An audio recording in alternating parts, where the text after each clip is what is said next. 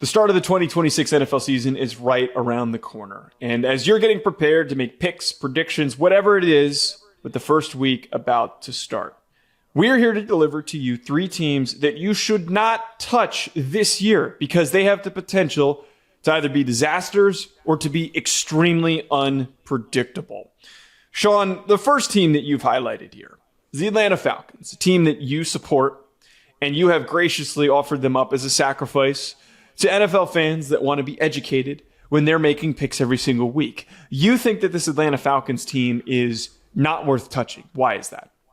This team is so unpredictable, Joe. They're so messy and dramatic that it is not worth putting money down this season on any games. If they're a favorite or an underdog, you do not mess around with the Atlanta Falcons. They will burn you in a parlay. They will burn you straight up. They show up versus good opponents. They fall apart versus bad opponents. They were 50% against the spread last year. That's a nightmare for bettors. That means you cannot get a pulse, or you cannot get a reading on this team. You don't know if there's a pattern that you can track and follow. They'll go on a 6-game losing streak and then turn around and beat the Los Angeles Rams, which happened last year. That freaking happened. They have just enough offensive stars to push the overs higher than they need to be, even though they don't have a serviceable quarterback. The defense last year, Joe, the defense that kept them in all these games that they shouldn't have been in, the defense that got a bunch of sacks and turnovers, they lose a substantial amount of talent without Jalen Walker, who goes down with an ACL injury, and the 8-game suspension for James Pierce Jr. So that means offenses are going to have a fine time just marching down at their own pace. It could be quick scoring. It could be long, methodical drives. Doesn't matter. Atlanta will get scored on. And if they're getting scored on, you better believe it's not going to go into a shootout. They could go and get drubbed 30-0, which they did against Carolina last year, and then lose 34-10 like they did to Miami last year, a Colts loss in overtime. These are all games they were favored in.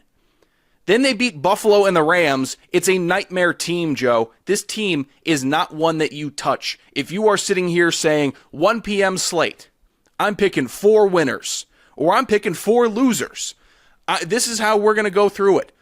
Don't include the Atlanta Falcons. They are too unpredictable. See, I would even take this a step further. I know you're saying no touch, but for me, the auto-fade team of the year is going to be the Atlanta Falcons. I think a lot of these lines for the Falcons are going to be set closer than many people are expecting that they should be, because they do have great athletes. They do have tremendous weapons. They have some solid defensive pieces that allowed for them to be shockingly underrated on defense last year with the sack production that they were able to produce. But I think that the quarterback situation is untenable. I think that it is going to really hollow out their offensive production. The Jalen Walker, James Pierce Jr. situation with Walker's injury and Pierce Jr.'s suspension completely tanks any ceiling for this defense. This team's going to be a mess. If these lines are close, I am legitimately on our shows when we do picks, I am going to be coming in every single week saying, I am picking against the Atlanta Falcons for X, Y, or Z reason. I don't care that they were unpredictable last year, to be quite honest with you. I feel as though that Stefanski does not carry over the same competitiveness that they had a season ago. I think this team's going to be awful. I really, really think that the Atlanta Falcons are going to be a top 5 picking team next year, and Falcons fans need to start to adjust to that reality. Yeah, if you aren't going to follow my advice and stay away, the only advice you should do is pick against them. And that is, I think, the only backup plan. If you have something calling to you, if God's calling you and saying, pick against Atlanta, then maybe you consider it. But you picking for them is a fool's game. The Kansas City Chiefs is the first one that I don't really agree with you on. I don't think that last year's underperformance is what's going to translate to this upcoming season. I'm not for people that say that they're worth investing in for winning the division or winning the Super Bowl. Their odds for doing both are strangely high. Last season feels like an aberration, but why do you have the Kansas City Chiefs here as a team that you're not going to touch? This is strictly risk assessment when it comes to betting, because we do not know what Patrick Mahomes will look like this year, but a lot of people are going to get all ginned up to think that they have the edge mentally and thinking that people are overlooking the Chiefs. I'm not overlooking the Chiefs. I am being incredibly patient with the Chiefs this year. I am not going to be picking them if they're a favorite early or if they're a dog early. I'm not messing around with this team because the Chiefs' bump is real. They will get more favorable lines just because of their history since Patrick Mahomes entered the league as a starter. We have no clue about Rashee Rice, or we don't know if Xavier Worthy's actually a bust. Travis Kelce is still doofing it up on this team. Like this is an actually ugly team to try to predict whether or not they're going to win a game or not. And you would have a real argument against me in years past with Patrick Mahomes, who has been able to pull wins out of thin air. But this year, right now, I have no inclination to think he's doing that coming off of an ACL injury where the best part of his game has been being able to be mobile, improvise, and extend plays. If he's less mobile, then we could be looking at a completely different Chiefs dynamic. So I'm not touching the Chiefs this year. I think we're kind of jumping to a conclusion that he's going to be less mobile. I think that his recovery timeline has been insanely quick. I do agree with you that there's a possibility for the first few weeks of the season there could be a problem. The one thing that does irk me is how high that win total is set for. I think that we're just assuming that they're not going to have any headaches or any issues. The weapon arsenal is troubling. I trust that Spags is going to get this defense clicking right off the bat because you give him the opportunity for him to pick specific guys that fit his scheme.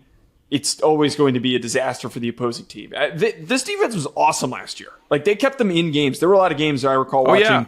Like, the Texans game is one that's stuck in my head where I felt like Mahomes just didn't have any support. But at the same time, here's what I want to see with the Chiefs. I want to see if that there is how the books react and assess their lines on a week-to-week basis. Because if they're undervaluing them and there's a lot of tight lines, or maybe they're dogs in some of these big matchups, then I'm going to take them.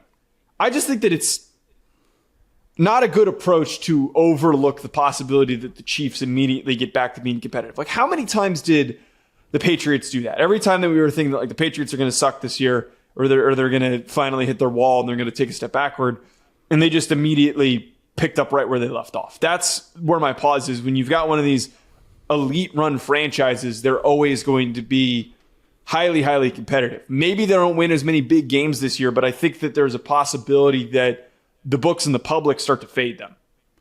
I get that, but I do not understand. I will not entertain the default if Kansas City's an underdog, we're taking them this year. I will not. There's too much risk around this team. And even when Mahomes was healthy, they were losing weird ones, and they were not covering in weird ones. And they became the trope of the magic team, the team that is where they were the most hated, where they were pulling out wins out of thin air, and it always came down to a ref call or a walk-off field goal.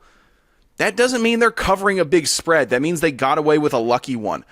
This team that is expected to have either 10 or 11 wins this year, that does not coincide well with their reputation as being a walk-off lucky team. I do not think that this is a cohesive betting strategy. I don't think there is one for the Chiefs this year. I stay away. Pittsburgh Steelers are the last team that you want to bring up, and I agree 100% with this one. Shockingly, I'm agreeing with you a lot on your selections here. The same thing I kind of talked about with the Falcons. I think that this offensive roster that they have is not competent enough for them to win tight matchups with some of the toughest games on their schedule. I don't trust Aaron Rodgers. I really think that there is a really low ceiling for this team offensively. And age and other factors are seemingly possibly holding back the defense. Like, is Joey Porter going to get his contract situation figured out? Do we think that TJ Watt is still the same player that he was? I need a lot of things proven to me, but I really believe the Steelers are going to be quite mediocre this year. I don't know if they're going to be so bad that they fall way below into the top 10 picks, but there's a real chance that this team is a couple games below 500 for the first time in a very long time. They're picking a new quarterback because they didn't have the requisite talent to be able to go toe-to-toe with any of the top teams in the AFC. Yeah, messy squad. It feels like a copy and paste of last year, which is why I'm comfortable having them on the do not touch list. 50% against the spread last year. Again, another messy team that you couldn't predict. That's the worst.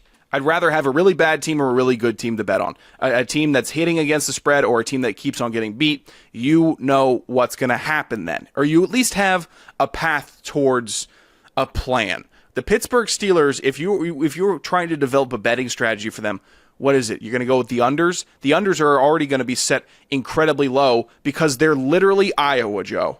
They are literally the Iowa Hawkeyes in the NFL. They only had 2 games last year where they scored 30-plus points, and that was against the Jets and the Bengals. The real addition that they had was Michael Pittman Jr., who's not a burner, who doesn't add a new dynamic layer to the offense. It is a slow, bulky, trotting offense. Oh, Jaylen Warren. Jaylen Warren has never made me look twice on the screen and say, oh, look at Jaylen Warren. He's taken over the game. It's just another Steelers running back that churns. The defense can win games. Defense has depth, good linebackers, great edge rush. But the offense can throw games away.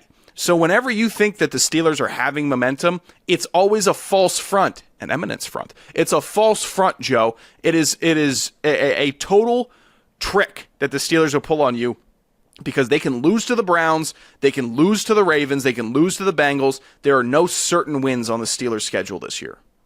Yeah, I don't know how I feel about them going up against some of the top teams in their schedule. And the Michael Pittman thing is always something that's brought up when you say, well, this offense feels identical from last season.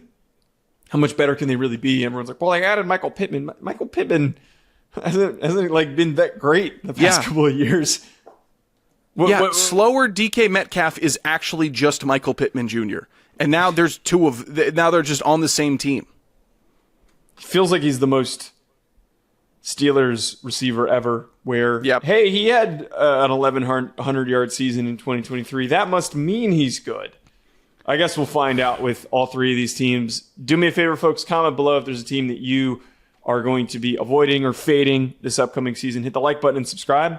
We'll talk to you later.